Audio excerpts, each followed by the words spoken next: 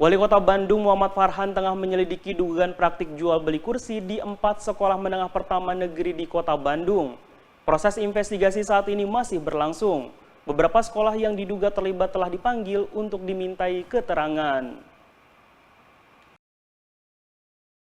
2 hingga 4 sekolah diduga terlibat dalam praktik ini dengan nilai transaksi antara 5 hingga 8 juta rupiah per kursi. Wali Kota Farhan menegaskan dirinya memilih untuk bertindak tegas sejak dini demi mencegah hal-hal yang tidak diinginkan terjadi di kemudian hari. Salah satu pemicu dugaan adanya pungli ini ialah perbedaan antara jumlah kelas yang tercantum di brosur dengan yang ada di lapangan.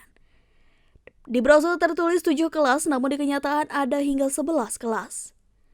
Menurut Farhan, perbedaan ini terjadi akibat permohonan kuota tambahan yang belum mendapat persetujuan dari kementerian. Ia menyatakan hal tersebut belum tentu menunjukkan adanya pungli. Farhan menambahkan penambahan kuota siswa tidak dapat dilakukan sembarangan karena berdampak pada anggaran termasuk dana bantuan operasional sekolah atau BOS. Dirinya mengaku sebagai satu-satunya kepala daerah yang secara terbuka mengakui adanya potensi penyelewengan dalam sistem penerimaan peserta didik baru. Langkah ini diambil sebagai upaya pencegahan sebelum pelanggaran terjadi. Farhan juga menegaskan jika terbukti adanya unsur pidana, maka sanksi hukum akan diberlakukan baik kepada para penerima maupun pemberi suap.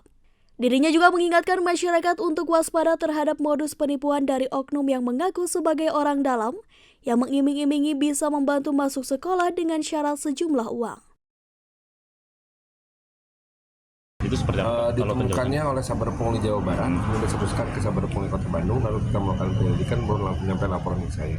Sayangnya memang 2 hari setelah laporan saya terima, Saber Pungli seluruh Indonesia dibubarkan lewat Kepres, gitu kan. Nah jadi akhirnya kami membentuk lagi lah bersama dengan Inspektorat dan juga Dinas Pendidikan khusus dan juga dengan Satgas Justisi Perda yang kemarin baru dibentuk untuk dilakukan pencegahan. Karena pada dasarnya memang ini kan indikasi ya. Nah, kalau saya kan lebih senangnya saya galak di depan aja sebelum kejadian, saya cegah dulu semuanya gitu. Nah, jadi mudah-mudahan tidak terjadi kejadian yang sebenarnya gitu. Tidak ada penambahan Ya, nggak ada penambahan nanti kalau hasil penyidikan. Kalau sekolah yang lagi diselidiki kan ada 4 sekolah SMP negeri, kemudian nilainya antara 5 sampai 8 juta rupiah. Kenapa akhirnya kita dari 7 jadi 11 kelas contohnya? Ya. Itu karena memang kita minta kuota tambahan. Dan kuota tambahan itu belum dikasih sama kementerian. Gitu. Karena kan nggak boleh sembarangan. Karena ketika kuota tambahan dibuka, maka yang terjadi adalah anggaran pengajuan untuk BOS dari pusat juga kan bertambah. Gitu. Jadi itu mah ya dugaan boleh, mangap itu saya tidak akan menyalahkan pengamat karena punya keahlian tersendiri. Satu, yang kedua, pada dasarnya yang kita lakukan sekarang ini pencegahan. Saya itu menurut kementerian satu-satunya kepala daerah yang mengakui ada penyelewengan.